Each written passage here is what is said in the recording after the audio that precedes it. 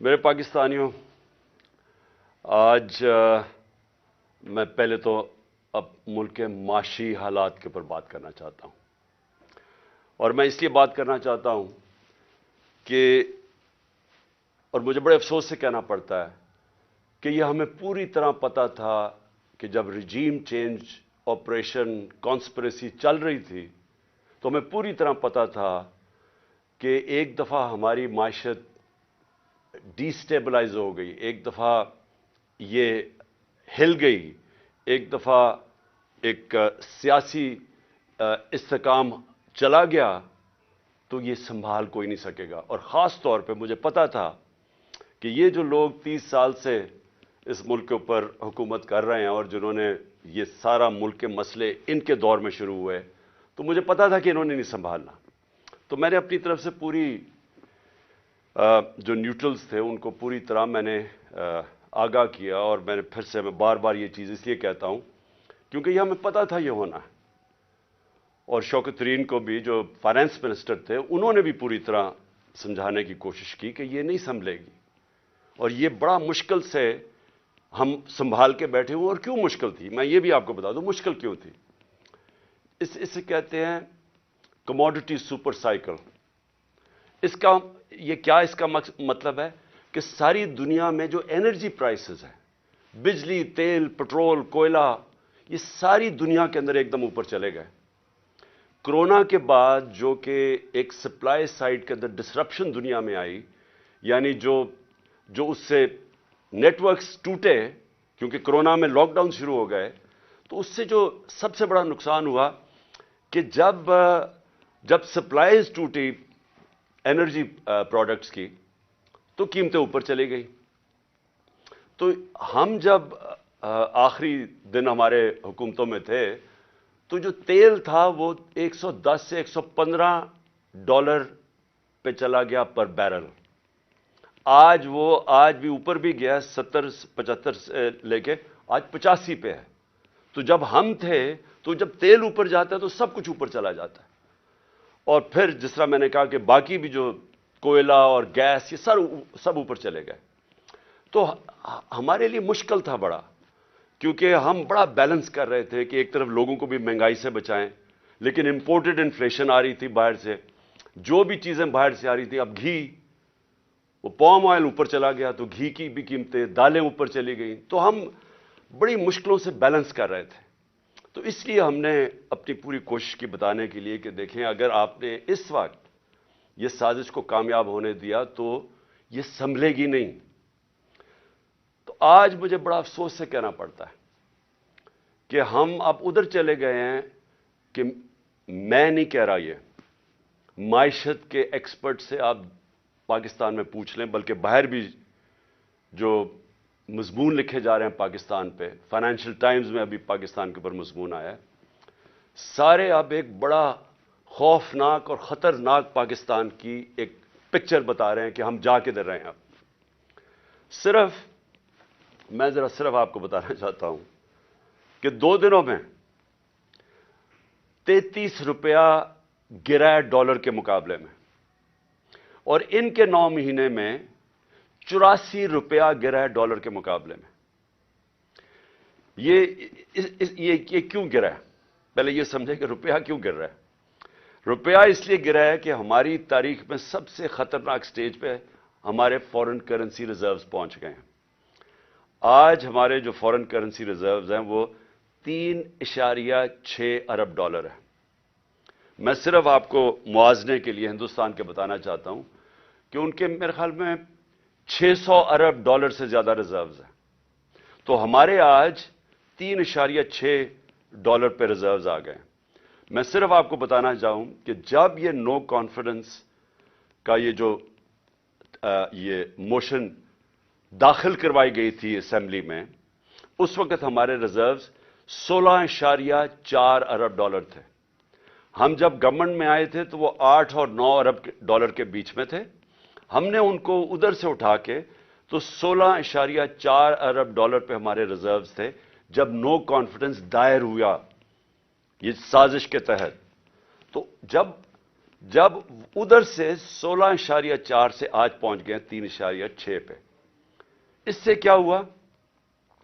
रुपए पे प्रेशर पड़ना शुरू हो गया और रुपया गिरना शुरू हो गया। तो ये मैं आज आपको बताऊं कि हमारे दौर में ये बार बार कहते थे तबाही कर दी हमने, महंगाई की तबाही कर दी। उसके महंगाई के ऊपर मैं बाद में आता हूं, लेकिन रुपया गिर रहा है। और बड़ी वो इसहाक डार वहां से स्टेटमेंट्स देता था लंदन में, जिधर फरार हुआ था कि मैंने ये डॉलर कर दिया और मैं ये कर दूंगा, और आपको पता है आते साथ भी उसने फिर बढ़ के मारी। तो वो जो 84 रुपया गिरा है हमारा डॉलर के मुकाबले में सिर्फ 9 महीने में। अब इसका असरात क्या है?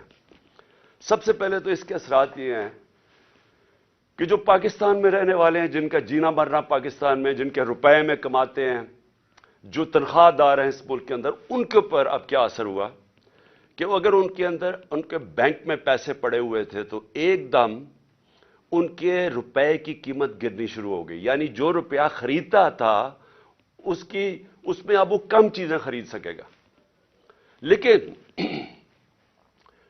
जिनके पैसे बाहर लंदन में और ऑफशोर अकाउंट्स में डॉलर्स में पड़े हुए हैं, जिन्होंने बड़ी मेहनत से चोरी करके पैसा मुल्क से बाहर लेके गए हैं, उनकी दौलत में इजाफा हो रहा है।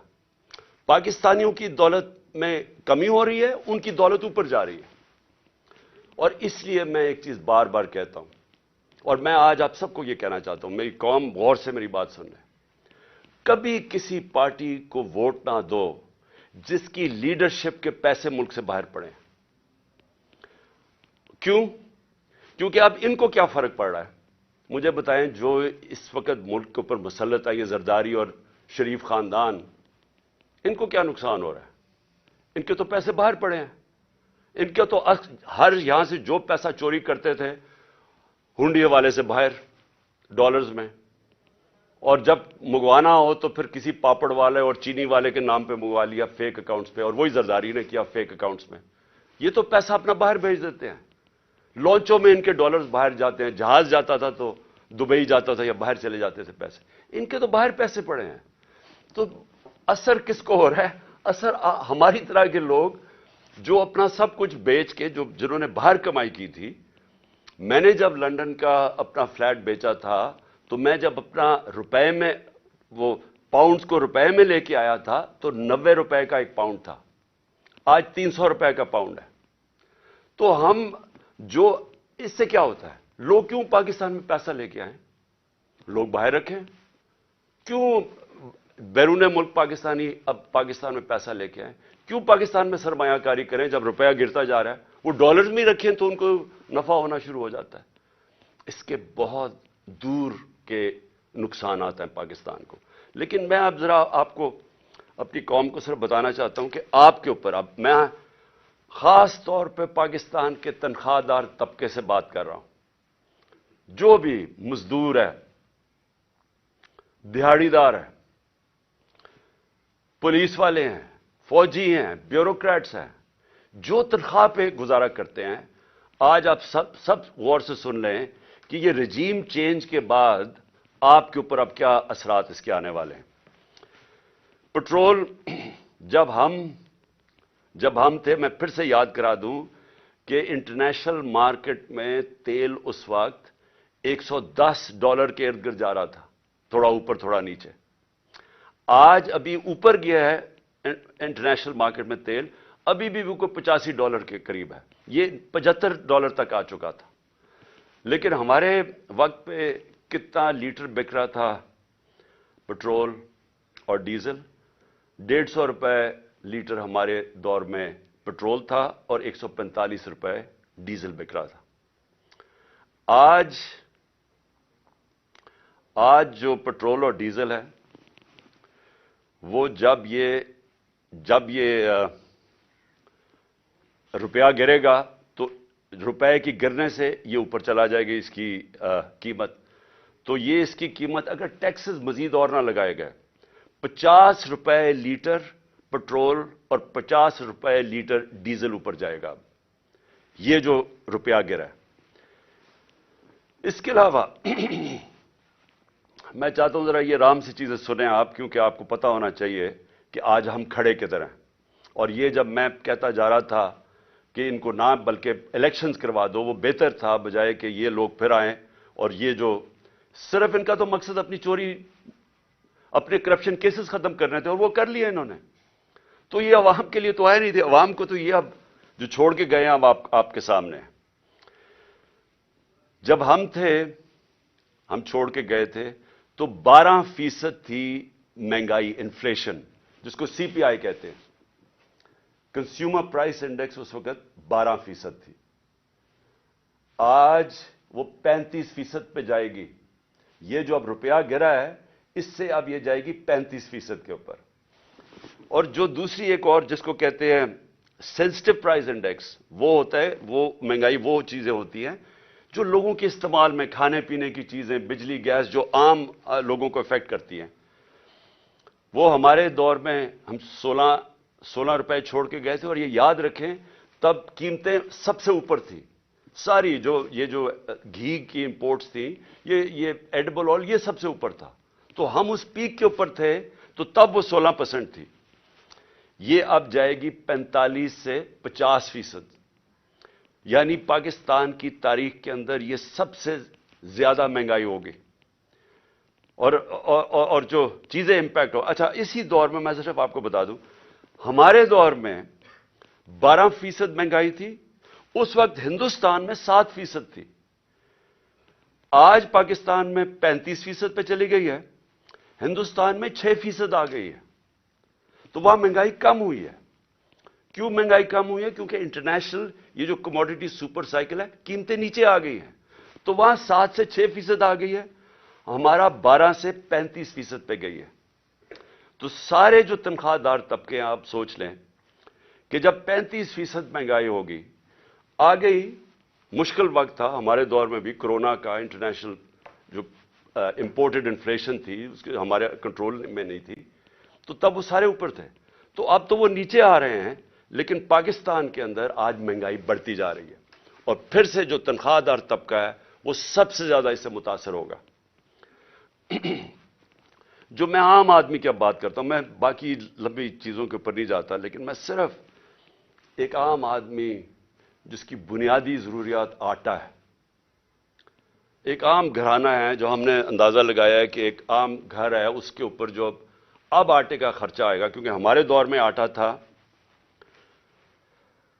آٹا گیا ہمارا 60 روپے اور آج وہ گیا 150 روپے پہ. یعنی تقریباً 2.5 گنا سے بھی تھوڑا زیادہ. تو آٹا جو عام لوگ، ایک ہم نے اندازہ لگایا اب 18,000 روپیہ صرف ایک گھر صرف روٹی لینے پہ خرچ کرے گا. تو کمائی صرف جائے گی ان کی، جو بھی پیسہ کمائیں گے 18,000 روپے ادھر. جو عام آدمی استعمال کرتا ہے، پیاز ہمارے دور میں 44 روپے کلو تھا، آج وہ چلا گیا 230 روپے کلو. تو اگر روٹی آ بھی گئی تو اس کے لیے پیاز کے لیے آپ کے سامنے، اور مرغی دگنی ہو گئی. اب بجلی پہ آ جائیں. دیکھیں بجلی جو ہے نا، یہ آپ سمجھ جائیں کہ یہ اب آ گئی. جو بجلی کے بل ہیں، لوگ پہلے سے شور مچا رہے تھے، ہمارے دور میں بھی لوگ شور مچا رہے تھے کیونکہ بجلی سب کو افیکٹ کرتی ہے. تو ہمارے 16 روپے یونٹ بجلی تھی تب، آج 36 روپے یونٹ ہے. لیکن اب اس کے یہ جو روپے گرنے کے بعد یہ پہنچ جائے گی، اس میں 8 روپے یونٹ مزید اضافہ ہوگا. گیس 47% گیس کی قیمتوں میں اب اضافہ ہوگا.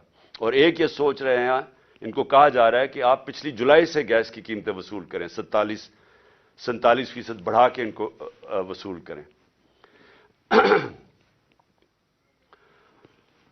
اس کا امپیکٹ عام لوگوں کو تو میں نے بتا دیا آپ کے اوپر کیا ہوگا، لیکن میں اب آپ کو بتاؤں کہ اس کا امپیکٹ پوری معیشت کے اوپر کیا ہوگا. سب سے بڑا اس کے اوپر امپیکٹ ہوگا پاکستان کی گروتھ ریٹ. یعنی جو دولت میں اضافہ ہوتا ہے، جس کو گروتھ کہتے ہیں دولت میں، وہ اس پہلے گر رہا تھا. انڈسٹری بند ہو رہی تھی، کسان متاثر تھا. کسان نے صرف یوریا کے اوپر، ہم نے کیلکولیٹ کیا ہے کہ یوریا کی جو قیمت بڑھی ہے 60 अरब रुपया किसानों का गया है सिर्फ इजाफी यूरिया की कीमत पे। ये जो गंदम की फसल उगानी है, जो उगाई थी उन्होंने, ये जो अभी कटेगी मार्च और अप्रैल में, 60 अरब रुपया सिर्फ गंदम उगाने के लिए यूरिया पे एक्स्ट्रा उनको इजाफा, उसकी महंगाई की वजह से इफेक्ट हुआ है। हमारी इंडस्ट्री बंद हो रही है। आज पाकिस्तान के अंदर बेरोजगारी बढ़ रही है। बेरोजगारी इसलिए बढ़ रही है कि इंडस्ट्रीज, एक्सपोर्ट इंडस्ट्री, वो सारी मुतासर हो रही हैं। पाकिस्तान की एक्सपोर्ट्स गिर रही हैं क्योंकि इन्होंने जो पॉलिसीज बनाई रॉ मटेरियल बंद करने की, सोचे समझे बगैर, उससे मुतासर होगी एक्सपोर्ट्स। रेमिटेंसेस जो बाहर से डॉलर्स आ रहे थे वो कम हो गए हैं क्योंकि इतना बड़ा गैप हो गया था उसमें। एक तो वजह इन्होंने इसलिए कम किया, इसलिए इन्होंने ये रुपए को गिराया। ये है जी, मैं सिर्फ बाकी चीजों पे आने लगा हूं, लेकिन ये है पाकिस्तान की इकोनॉमिक सर्वे। ये हर साल गवर्नमेंट जो मायशत के ऊपर एक डॉक्यूमेंट बनाती है, मई के अंदर ये डॉक्यूमेंट पब्लिश हुई है, यानी कि इस हुकूमत ने ये डॉक्यूमेंट बनाई है, इकोनॉमिक सर्वे। ये जरा इकोनॉमिक सर्वे आप खोल के देख लें, इसमें आपको जो चीजें नजर आएंगी कि अप्रैल में पाकिस्तान मार्च अप्रैल में किधर खड़ा था। आपको हैरत होगी कि इस सब के कोरोना के बावजूद 2 साल कोरोना, इंटरनेशनल प्राइसेस सबसे ज्यादा ऊपर, जो जिसको मैं बार बार कहता हूं energy prices, commodity super cycle, वो सबसे ज्यादा। उसके बावजूद इस रिपोर्ट में पाकिस्तान की चौथे साल में 6% ग्रोथ रेट हुई, 6% पाकिस्तान की इकॉनमी बढ़ी। आज ये जो मैं आपको बता रहा हूं, ये सिफर से भी नीचे चली जाएगी, ये मनफी में चली जाएगी ग्रोथ रेट। अभी जिस तरह इंडस्ट्री बंद हो रही है, जिस तरह किसान मुतासर हो रहा है, जिस तरह हमारी सर्विसेज इंपैक्ट हो रही है, सारी बिजनेस स्लो डाउन है, तो ये तो अब बिल्कुल नीचे चली जाएगी। इसका क्या इंपैक्ट पड़ेगा रोजगार के ऊपर? हमारी एक नौजवान आबादी है।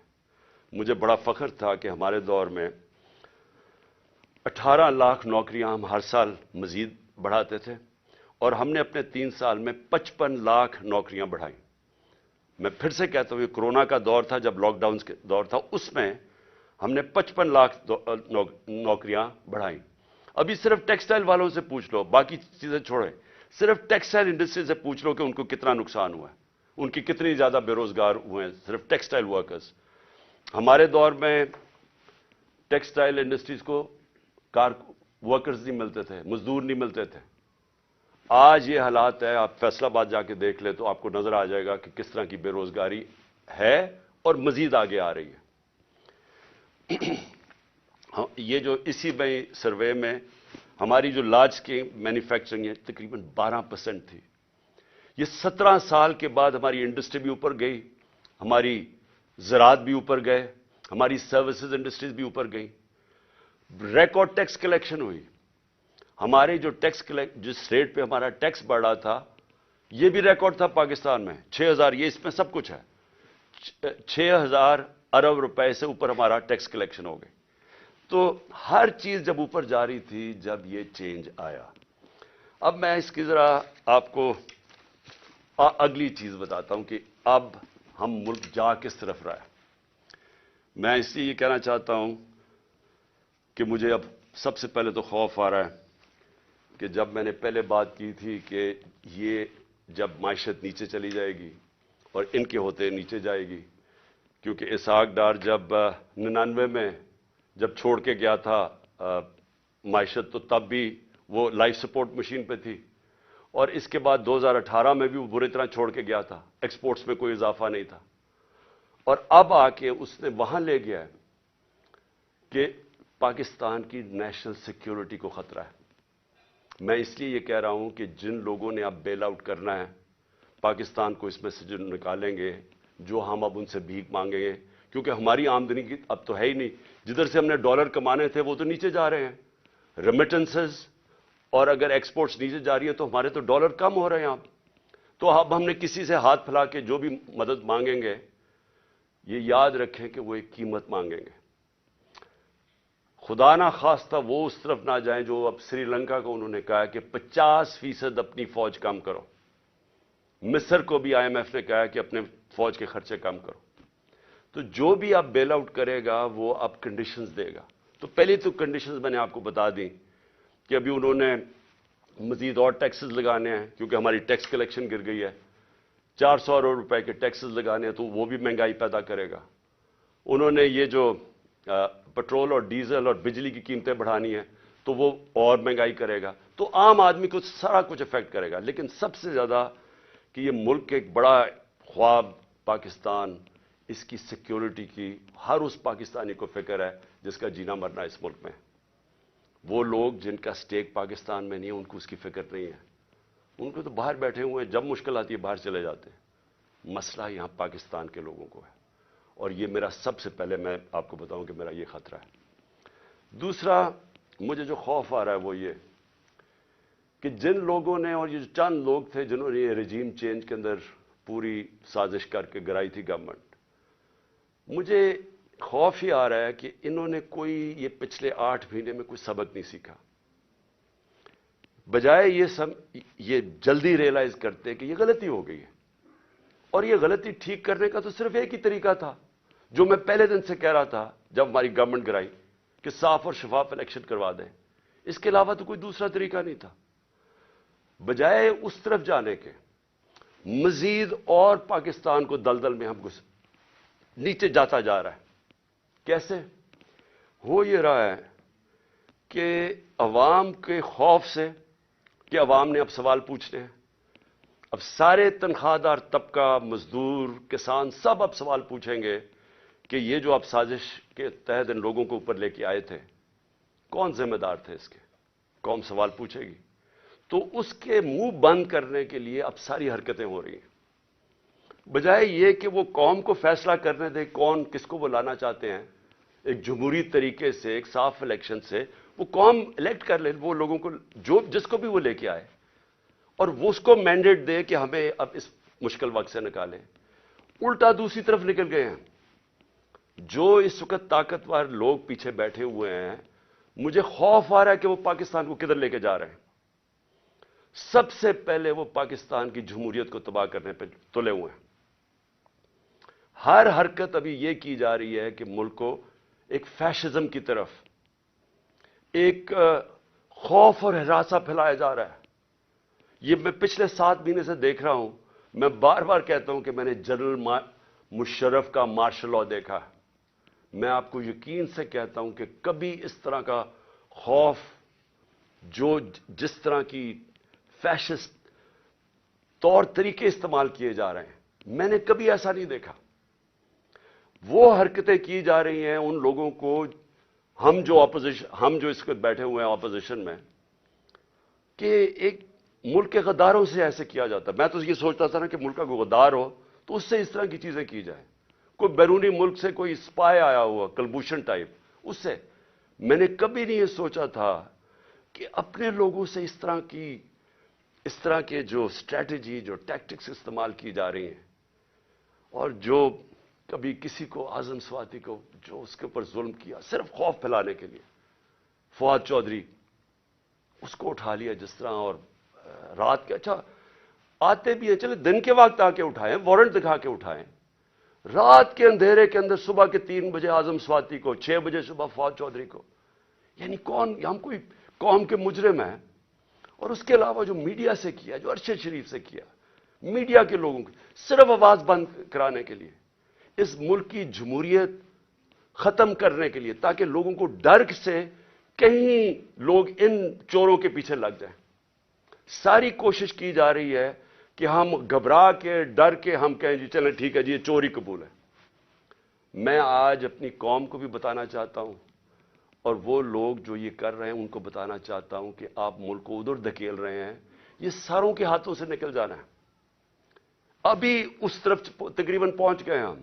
یہ جو معیشت سے ہوا ہے، یہ جو مہنگائی آ رہی ہے، اور ایک طرف مہنگائی آ رہی ہے، دوسری طرف بے روزگاری آ رہی ہے، اور تیسری طرف تنخواہ دار طبقہ ہے. جب اس کی تنخواہ ختم ہو جائے گی 10-12 دنوں کے اندر، وہ کیسے گھر گزارا کریں گے؟ تو یہ تو بھی آواز اٹھنے والی ہے اس قوم کے اندر.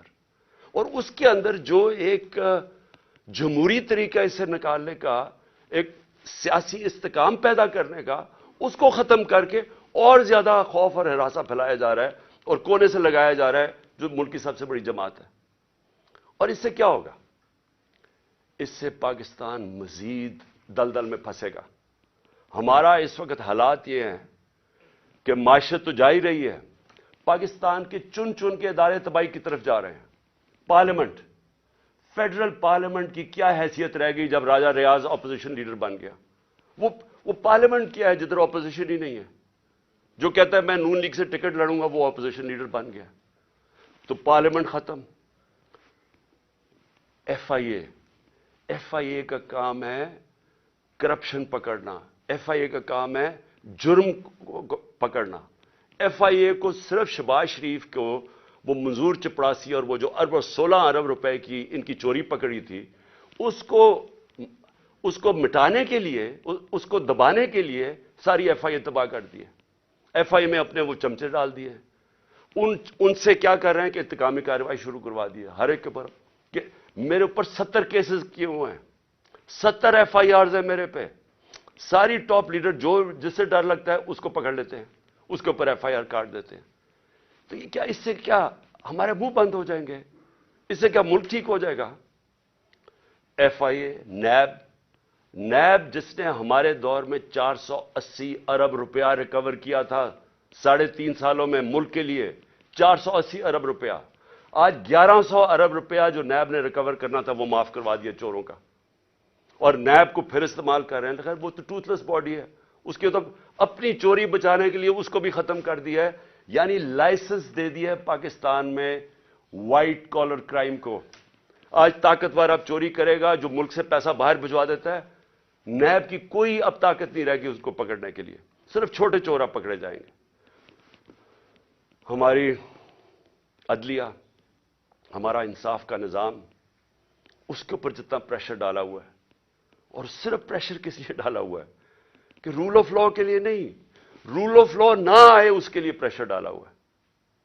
اور ہمارے سامنے ابھی یہ جو کیئر ٹیکر گورنمنٹ بنی ہے، میں اس کے اوپر آنا چاہتا ہوں کہ پہلے تو قوم کو سمجھ آنی چاہیے کہ کیئر ٹیکر گورنمنٹ کا مطلب ہی ہوتا ہے نیوٹرل امپائر.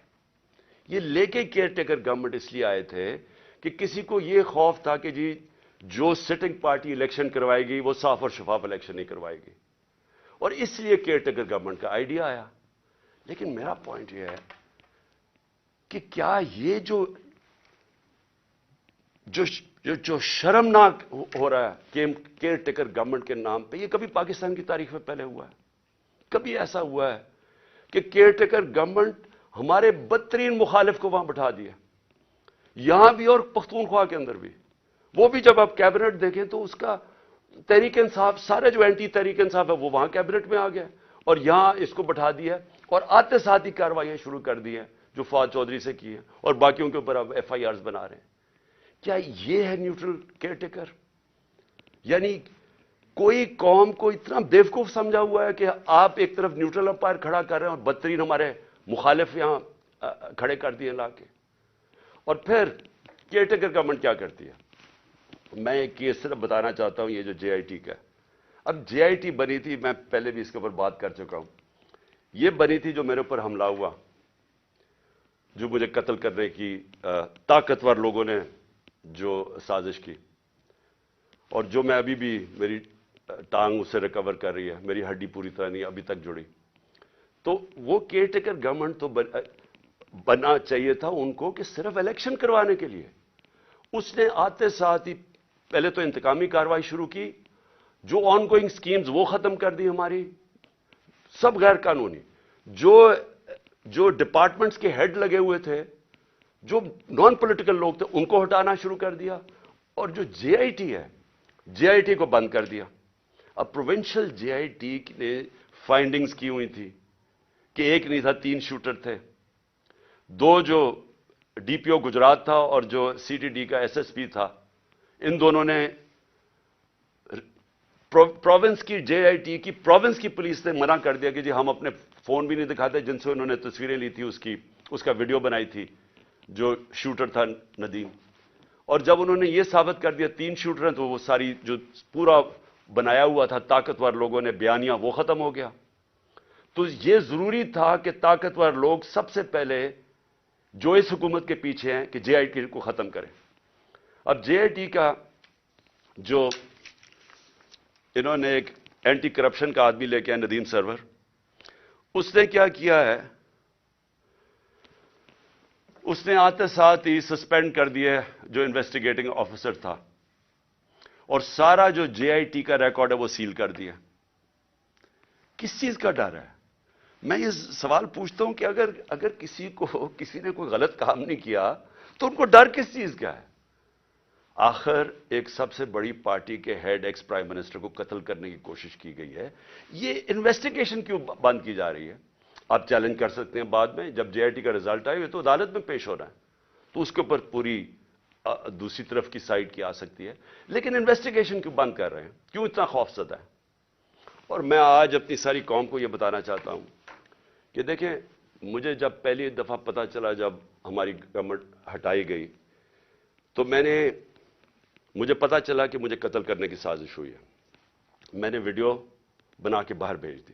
4 لوگ تھے بند کمروں میں جنہوں نے فیصلہ کیا مجھے قتل کرنے کا، اور میں نے بتا دیا، اور پبلک جلسے میں بتایا کہ یہ میں نے کر دیا، اور اگر مجھے کچھ ہوگا تو یہ ویڈیو ریلیز ہو جائے گی.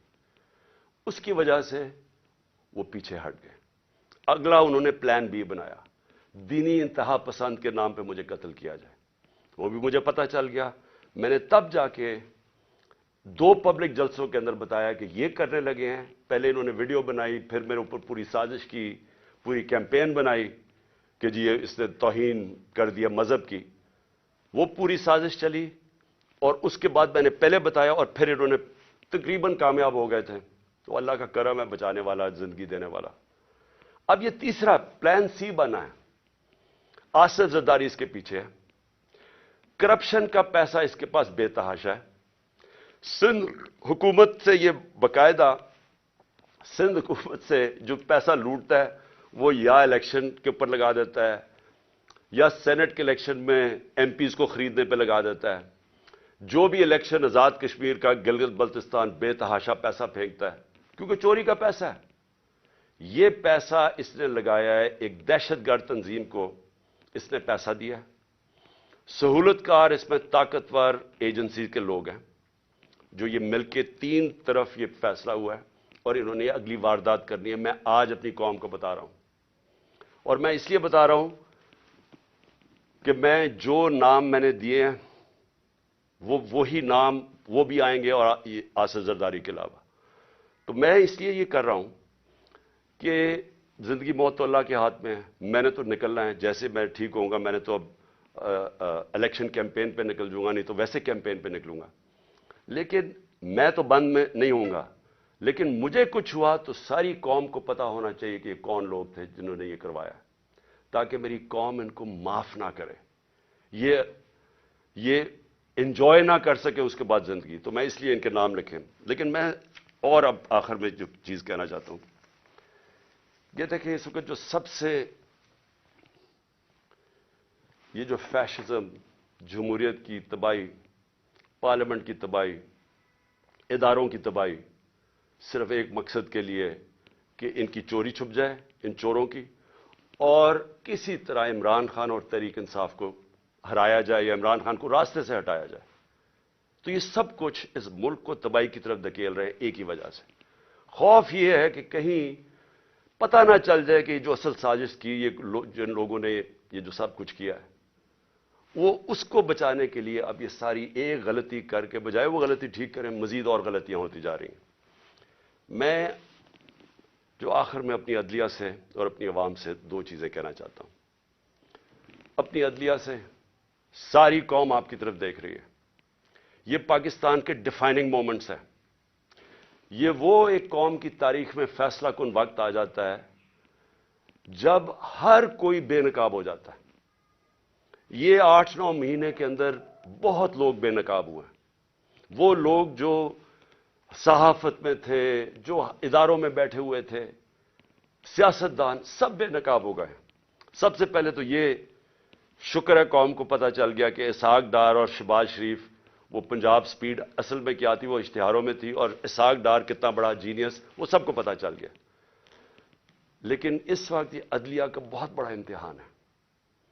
ہم سب آپ کی طرف دیکھ رہے ہیں. یہ ٹائم ہے آپ کو اس ملک کی جمہوریت اور ہمارے فنڈامنٹل رائٹس کو بچانا. جس طرح کی کیئر ٹیکر گورنمنٹ بنائی گئی ہے یہ توہین ہے اس قوم کی، یہ ہماری آئین کی توہین ہے. یعنی ایسے لوگوں کو بٹھا دیے لا کے، یہ کیسے نیوٹرل ہو گئے جو آپ کے بدترین دشمنوں کو اوپر لا کے بٹھا دیا، اور پھر الیکشن نہیں ہو رہا ہے. آئین بڑا کلیئر ہے کہ 90 دن میں الیکشن ہونے ہیں، اس میں کوئی گنجائش نہیں، اور جو نہیں کرواتا آرٹیکل 6، یہ سیدھا سیدھا ہے. تو اس سٹیج کے اوپر یہ گورنمنٹ پوری طرح کوشش کر رہی ہے کہ الیکشن نہ ہو. ان کو کوئی فکر نہیں ہے جمہوریت اور آئین کی، ان کو صرف پڑی ہوئی ہے کہ ان کی کسی طرح ڈرے ہوئے ہیں الیکشن سے، عوام سے ڈرے ہوئے ہیں، اور ان سے بچنے کے لیے ان کو کوئی فکر نہیں ہے کہ عوام کی مینڈیٹ کیا ہوتا ہے، ان کو کوئی فکر نہیں ہے کہ آئین کیا ہوتا ہے، رول آف لا کیا ہوتا ہے، ان کو کوئی فکر نہیں ہے. پیسہ بچانا ہے انہوں نے. اور انہوں نے، میں آج آپ کو کہہ رہا ہوں، جیسے ہی مشکل وقت آ گیا باہر بھاگ جائیں گے ملک سے، کیونکہ ان کے سٹیکس پاکستان میں نہیں ہیں. تو جن کے سٹیکس پاکستان میں ہیں، میں اپنی عدلیہ سے کہنا چاہتا ہوں کہ ہم آپ کی طرف دیکھ رہے ہیں. دونوں ملک کے آئین کو بھی پروٹیکٹ کریں، ہمارے فنڈامنٹل رائٹس کو پروٹیکٹ کریں. اگر آپ اس وقت نہیں کریں گے تو یہ ڈسینڈ ہو رہا ہے، تقریباً بنانا ریپبلک کی طرف چلا گیا. جس طرح کی 7 مہینے میں نے پاکستان میں حرکتیں دیکھی، بنانا ریپبلک کی طرف تقریباً پہنچ گیا. اور دوسرا میں اپنی عوام کو کہنا چاہتا ہوں کہ دیکھیں، آپ کے لیے یہ اب ایک فائنل آزادی کی جنگ ہے، حقیقی آزادی کی. اس وقت خوف پھیلایا جا رہا ہے کہ جی فلانے کو پکڑ لیں گے، یہ پکڑ لیں گے، جو بھی کر دیں گے. دیکھیں، یہ جو خوف کی غلامی ہے یہ بدترین غلامی ہے.